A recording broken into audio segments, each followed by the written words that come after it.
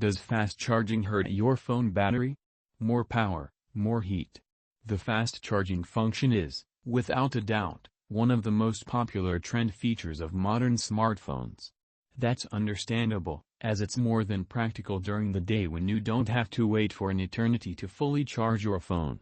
The whole thing has now gone so far that there is a real competition between manufacturers to see who can provide the best and most powerful charging technology. At last year's MWC, Xiaomi demonstrated its impressive charging technology, which pumped a Redmi mobile phone with 4300 mAh to a full charge with a whopping 300 watts in just 5 minutes. As fascinating as those figures above are, many smartphone users are becoming increasingly concerned. After all, can this be healthy for the mobile phone battery? A legitimate question, which we address in this article. Find out what fast charging does to your mobile phone and whether or not it can actually ruin the battery. What happens during the charging process? All modern smartphones use either lithium-ion batteries or lithium polymer batteries, LiPo batteries for short. However, cell chemistry is the same for both. There is a negative electrode, cathode, a positive electrode, anode, and electrolytes.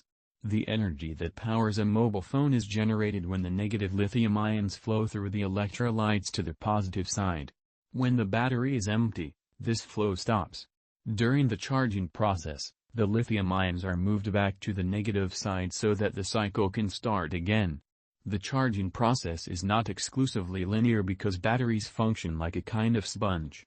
They absorb most of the energy when they are empty and absorb less when they are almost full. So the closer to saturation, the less efficient the charge and the flatter the charging curve.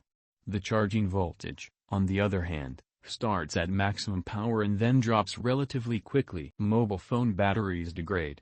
Whether fast charging or not, all batteries wear out over time. This is because the flow of lithium ions always releases some heat, to which the chemical processes react very sensitively. For this reason, you should not plug in your mobile phone when the battery is still relatively full, as inefficient charging releases even more heat. Note, on iPhones, this natural wear and tear can even be viewed. Under Settings, Battery Status, and Charging Process, you will find a percentage indication of the maximum battery capacity that is still available. Heat is therefore the main reason why batteries degrade. Many users see this problem with the fast charging function, because the more current flows into the battery, the more excess heat is generated. Acute overheating can even cause the electrolytes to crystallize and the ion current between the electrodes to fail completely. But, and this is the crux of the matter, manufacturers know this, of course. That is why there are a number of important precautions to prevent more heat than normal being generated during fast charging. Fast charging requires new technologies. In recent years, various fast charging standards have been developed to increase the transmission performance of power supply units. Qualcomm's Quick Charge Protocol, for example, is widely used. Version 5 enables charging from 0 to 50% in just 5 minutes at 100 plus watts. OnePlus Warp Charge technology manages 65 watts. Another standard is VOOC Flash Charge from Oppo, for example, which has also replaced the Warp Charge technology at OnePlus since the two companies became part of the same group. The OnePlus 10T mentioned above, for example, comes with a 150-watt Super VOOC power supply. Other standards include USB power delivery, adaptive charge, Samsung, and turbo power, Motorola. There are now several ways and options for protecting mobile phone batteries. The most common solutions include power supply unit with integrated power management, parallel charging, additional cooling hardware. Many smartphones with a fast charging function are supplied with power supply units that have integrated circuits. These ensure that the heat energy can escape before it gets close to the mobile phone.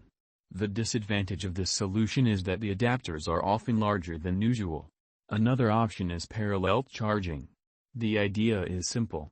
Instead of sending the entire current into a single battery cell, it is split into two parallel cells. The two solutions are now frequently combined for the best possible charging performance. The downside of this charging technology is a slightly lower overall capacity. This is simply because the volume of two battery cells, including the housing and hardware, takes up more space. Cooling hardware is always a solution for regulating heat development.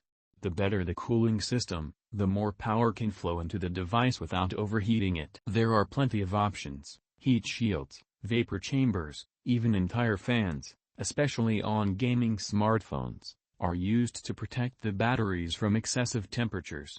Which brings us back to the initial question. Does fast charging ruin mobile phone batteries or not? Do the solutions listed work? How quickly does a battery have to degrade to be considered ruined? There are even official industry standards for the latter. Xiaomi guarantees that 80% of the original battery capacity is still available after 800 full charging cycles with its 11T Pro, with 120-watt fast charging. Apple promises a capacity of 80% after 500 charging cycles. And then there is Oppo. At the beginning of February 2023, the Chinese manufacturer presented two new fast-charging standards, 150-watt SuperVOOC and 240-watt SuperVOOC technology with 80% battery capacity after no less than 1,600 charging cycles. We are excited to see what breakthroughs await us this year. Does fast charging ruin the mobile phone battery or not?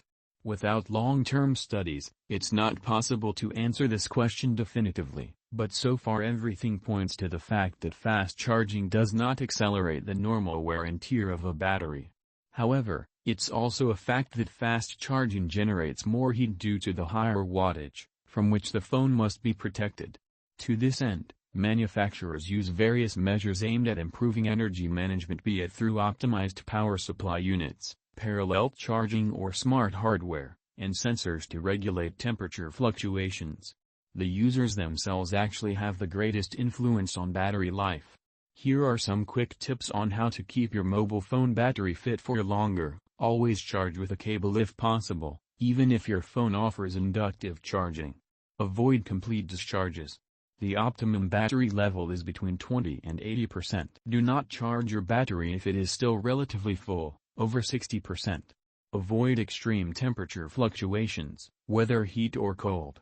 Always use the charging accessories supplied by the manufacturer, plug adapter, charging cable.